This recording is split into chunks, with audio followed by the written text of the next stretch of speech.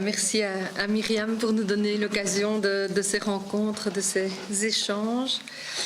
Et donc je vais parler un petit peu aujourd'hui de cet objet que j'étudie depuis longtemps, donc la poésie argentine.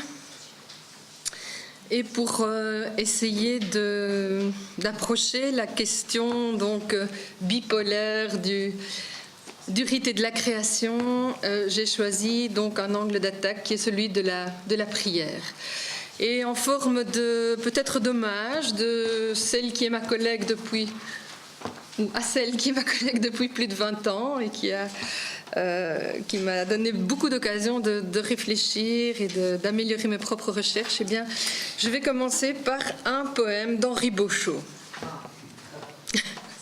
que Myriam va reconnaître tout de suite. Chaque matin, sans église, sur le béton farouche, entre l'ignorance et l'amour, je me prosterne devant rien. Quand je suis à ma juste place, instant, intermittence, de lumière et d'aveuglement, je me prosterne devant tout, je me prosterne plus profond. Alors ce poème d'Henri Beauchot, Exercice du matin, nous situe d'emblée au cœur de la problématique que je voudrais aborder ici. Au sein de la poésie contemporaine marquée par la sécularisation, que signifie la rémanence de la prière, non seulement comme forme, à la fois rhétorique et prosodique, mais aussi comme geste, je me prosterne, un geste répété, entêtant, arc-bouté au rien, je me prosterne devant rien, avant que le même geste rituel, répété encore et encore, l'ouvre cette fois à l'inverse du rien, je me prosterne devant tout. Par quel miracle la prière profane de Laurent Poète transmute-t-elle le rien en tout? De quel rien, de quel tout s'agit-il? Alors je vais me garder de répondre à cette question à partir de l'œuvre d'Henri Beauchot, à propos duquel Myriam a écrit des pages si mémorables, mais je voudrais à sa suite interroger les liens entre prière, poésie et rite. Dans le livre qu'elle consacre au rapport entre littérature et ritualité, Myriam Ouatté envisage la relation entre prière et poésie à la lumière de deux paradigmes principaux. Le premier, de type historico-littéraire, il concerne la prégnance de la littérature contemporaine de l'héritage romantique. Novalis en présente une version radicale, je le cite à travers le livre de Myriam. Prier est dans la religion ce que penser est dans la philosophie. Prier, c'est produire de la religion. Fin de citation. Le second paradigme avance que la prière est chargée d'une mémoire rituelle, liturgique et culturelle, quel que soit le contenu explicite visé par le poème. Ainsi, si l'exercice du matin de Beauchot peut être rapproché des exercices spirituels de saint Ignace, il n'en demeure pas moins l'expression d'une subjectivité contemporaine exposée au retrait du dialogue avec un Dieu identifiable et objet de foi. Un tel Dieu n'existe plus, effectivement, dans la croyance d'un auteur comme Beauchot, mais la structure de l'adresse, le geste de se prosterner, existe encore bel et bien. S'agit-il d'une prière à un Dieu virtuel, pour reprendre l'expression de Jean-Louis Chrétien, cité lui aussi par Myriam Ouatté? Je le cite. Avec la prière apparaît le religieux. Cette apparition peut bien, dans certains cas, ouvrir seulement au virtuel. Mais cette prière à un Dieu virtuel n'est pas elle-même une prière virtuelle. C'est une prière effective et véritable, et ce poème relève proprement de l'ordre religieux le caractère virtuel du Dieu qu'il tutoie, constituant un moment du sens de sa religiosité. Fin de citation. Alors cette citation m'a posé question, parce qu'en réalité, je ne peux pas vraiment la reprendre à mon compte dans l'analyse du corpus qui m'est familier, donc à savoir le corpus de la poésie contemporaine hispano-américaine. La dialectique du tout, du rien est bien présente dans ce corpus, mais elle ne relève pas à proprement parler d'un ordre religieux, pour reprendre les termes de Jean-Louis Chrétien. Ou alors il faut problématiser le mot religion. C'est donc ce que je voudrais faire. Qu'est-ce qu'on entend par religion dans ce contexte précis? Et je voudrais le faire à partir des réflexions de Jean-Luc Nancy et plus spécialement d'un texte qu'il consacre à ce qu'il appelle la prière démythifiée. Quelques mots donc sur cette notion de prière démythifiée avant d'aborder le corpus poétique qui est le mien. Jean-Luc Nancy reprend cette expression chez Michel de Guy. Au-delà de la filiation de la référence, ce qui m'intéresse ici, c'est plutôt l'importance que ce concept revêt dans une théorie générale de ce que Nancy appelle la déconstruction du christianisme. Cette déconstruction du christianisme, eh bien, c'est le sous-titre du diptyque que le philosophe français publie en 2005 et 2010. Il publie effectivement 2 livres qui s'intitulent l'un « La déclosion » et l'autre « L'adoration ». Mais voyons d'abord comment De Guy définit la prière démythifiée. Je le cite.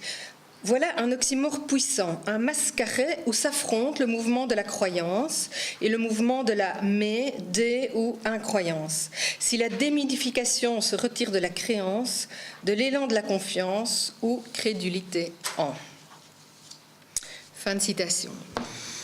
Alors que dans la vision de quelqu'un comme Jean-Louis Chrétien, le mouvement de la prière est structure d'accueil, intrinsèquement lié à une forme de religiosité, même dans le cas où l'interlocuteur divin est virtuel, ici la prière démythifiée est un mascaret. Elle suppose un affrontement entre des systèmes signifiants opposés.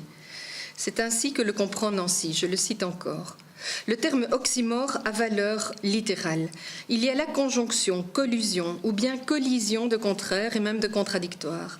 Non seulement en effet la prière et la démythification se repoussent, puisqu'il faut pour prier poser l'existence d'un destinataire de la prière, mais elles s'excluent mutuellement. Qui est hors du mythe ne peut prier. Qui prie ne peut avoir désinvesti toute mythologie.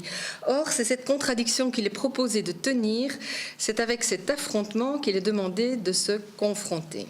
Fin de citation. Quel est l'horizon de cette confrontation?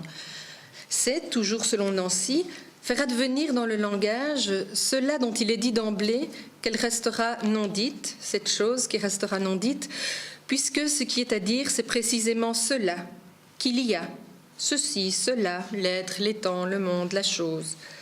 La puissance de l'oxymore n'est pas une autre puissance que celle du langage, à savoir la puissance de tendre la chose vers nous en nous tendant vers elle, la puissance de présenter.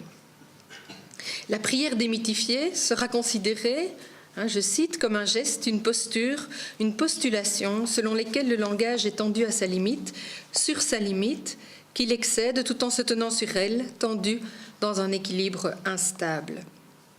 Cette tenue sur la limite suppose que l'attente qui préside à la prière soit déclose, c'est-à-dire dégagée de toute assignation dans un recours ou un secours, dans une possibilité de réponse ou de mise à disposition, car une telle assignation sans autre précaution ni préalable ne pourrait que former à nouveau la clôture d'une religion. Or, c'est bien cela désormais qui se refuse, qui s'éteint ou qui est éteint pour nous. Fin de citation. Pourtant, dans le passage de la prière par la démythification, dans le processus d'évidement qui s'y opère, une vérité cherche à se dire. Mais puisqu'elle est dépouillée de sa croyance, vidée de son contenu, que pourra-t-elle dire? Nancy répond à cette question en creusant encore un peu plus la logique paradoxale dans laquelle il s'est engagé. Je le cite. « Si l'enjeu est celui d'un effacement qui se produit en même temps que se forme cela qui s'efface, les deux gestes modelés l'un sur l'autre, courbés l'un par l'autre et se recroisant infiniment, cela veut dire aussi que c'est ce double mouvement qui permet à la chose de se présenter. Se laisser être est son office. La parole s'adresse à se laisser être. Elle l'invoque ou elle l'évoque. On dira plus brutalement aussi, elle l'adore. L'adoration, c'est littéralement l'adresse de la parole. Mais essentiellement, cette adresse est à l'autre de la parole, à la res. Fin de citation. Cette citation provient donc du premier volume consacré à la déconstruction du christianisme, et je rappelais tout à l'heure que le second s'intitule précisément Adoration, et Nancy voit donc dans la prière démythifiée vraiment le paradigme de ce qu'il appelle la déconstruction du christianisme, en tant que la prière est l'approche d'un reste ou d'une relique dégagée, déclose de l'édifice religieux, impossible à y replacer, mais porteuse ou opératrice d'une exigence qui ne se laisse pas congédier. Et c'est donc cette tension-là qui m'intéresse, un reste impossible à replacer dans l'édifice tout entier, mais porteur d'une exigence. La prière, donc, apparaît ainsi comme la forme la plus élaborée, mais finalement la plus élaborée de tout langage, engagée dans la circulation infinie du sens, tendant vers la présentation de tout ce qui échappe, à toute préhension. Diction et effacement simultanés, présentation et évidement, telle est bien la condition aporétique de la prière démythifiée, telle que j'ai pu l'étudier également chez 3 poètes argentins dont je voudrais parler brièvement maintenant. J'analyserai donc rapidement 3 poèmes. Le premier issu d'un livre de Yaki Seton où la prière de deuil s'égrène comme rite de mémoire. Le second, un poème de Silvio Mattoni, qui évoque la relation paternelle mais utilise dans un contexte tout à fait sécularisé une forme de prière.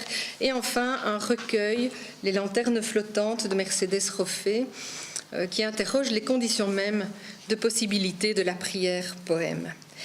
Et ma question sera donc comment ces différents textes articulent-ils les composantes de la prière, du mythe et du rite?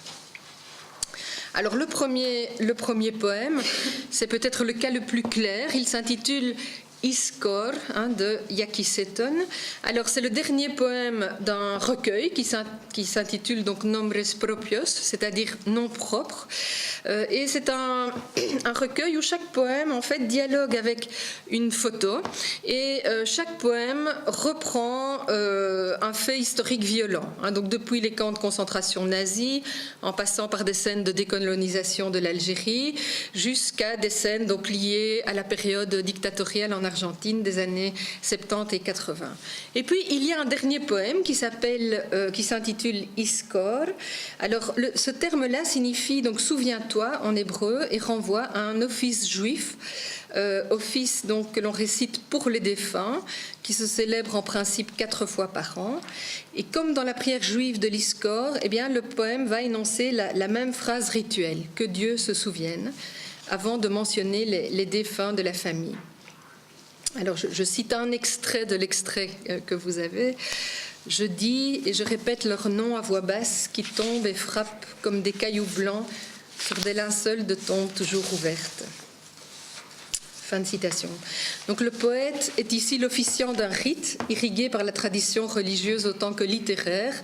L'épigraphe de Paul Celan situe le poème dans le sillage du témoignage littéraire à propos de la Shoah. Alors ce poème s'ouvre en rappelant l'importance de n'oublier aucun nom afin, je cite, que cette mélodie de voyelles et de consonnes devienne un murmure propre et irrépétible pour que personne sur la face de la terre puisse douter de son existence. Fin de citation.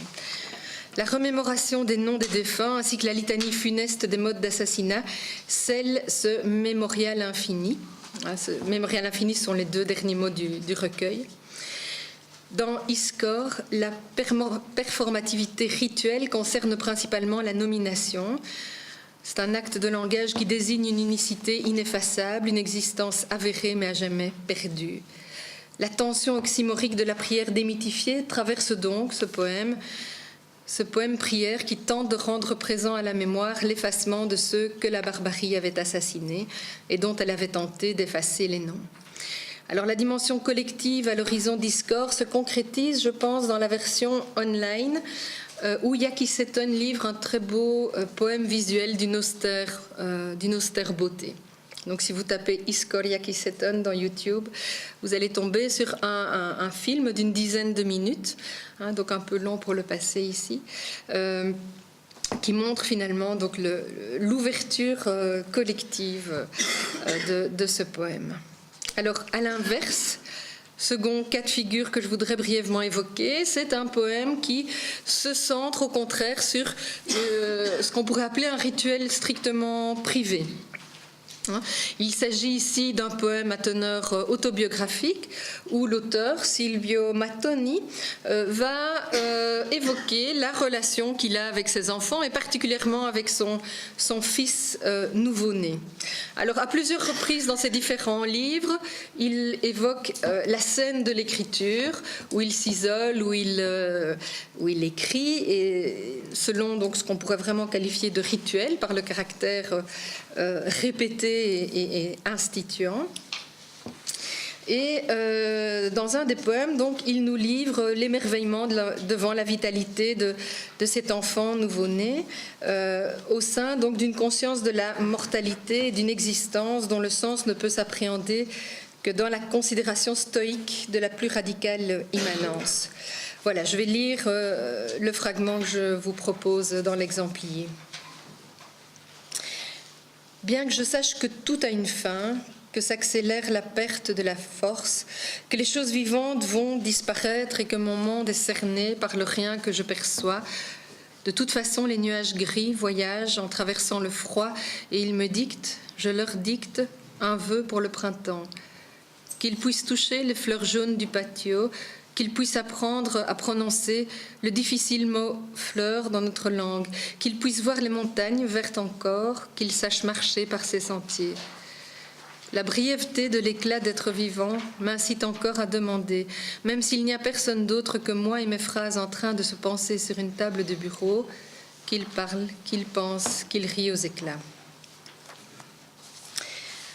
Le jeu lyrique semble écrire sous la dictée, à la fois de manière passive et active. Il me dicte, je leur dicte, cette demande d'une plénitude de vie pour le Fils. Et aucune emphase dans une telle demande, aucune envolée sentimentale. Cette demande n'est adressée à personne, sinon à la vie elle-même. Au contraire de la litanie rituelle de Séton, le poème n'est lesté d'aucune référence explicite à une tradition religieuse ou littéraire.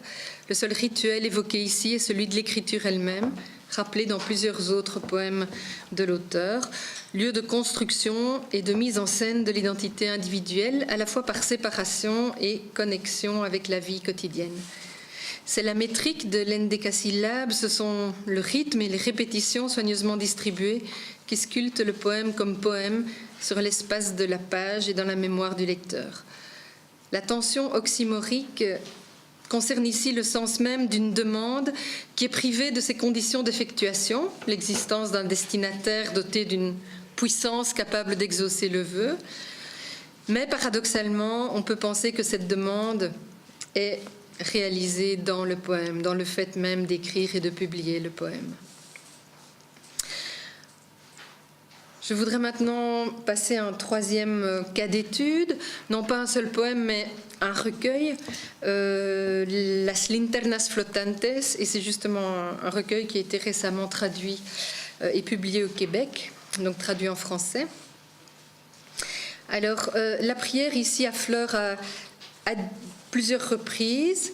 Ce qui m'a intéressé dans ce livre, c'est que ce sont les conditions même de possibilité de l'émergence du poème prière qui sont, je dirais, mises à nu également dans un livre qu'on peut lire comme une réécriture personnelle du premier chapitre de la Genèse, si bien analysé et commenté hier par André Ouénin. Après une invitation à résider dans la nuit, les yeux ouverts, à demeurer au bord de la nuit, malgré le mal, ce que la poétesse appelle le pu de Dieu, le troisième poème voit le sujet lyrique invoquer la prière.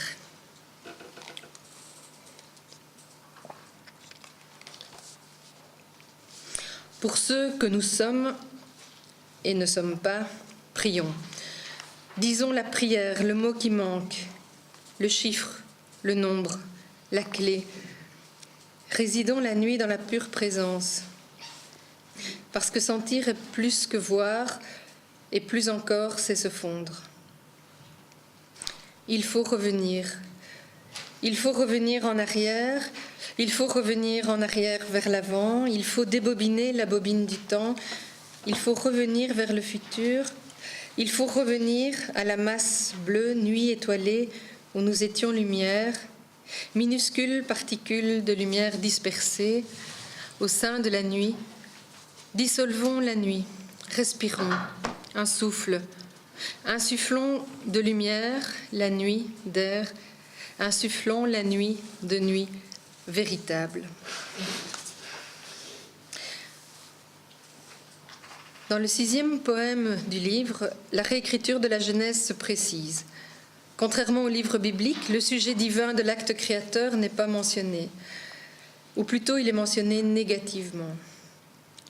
Il n'y eut pas de chute, il n'y eut pas de démiurge.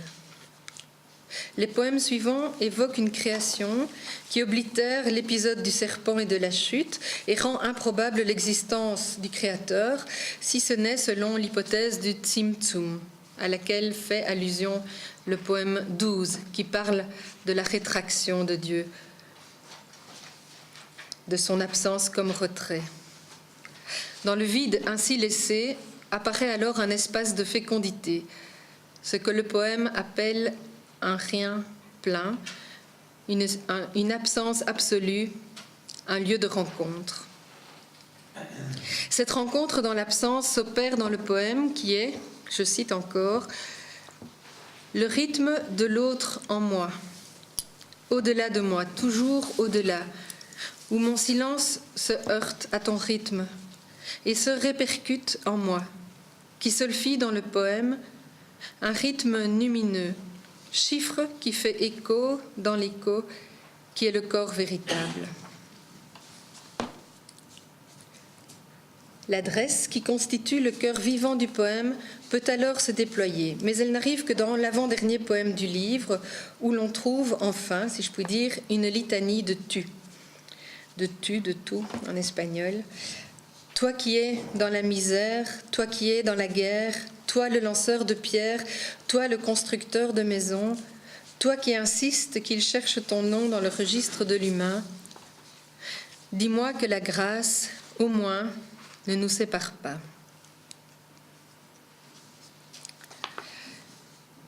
La fin du recueil de Mercedes Roffé consacre la bonté de la création.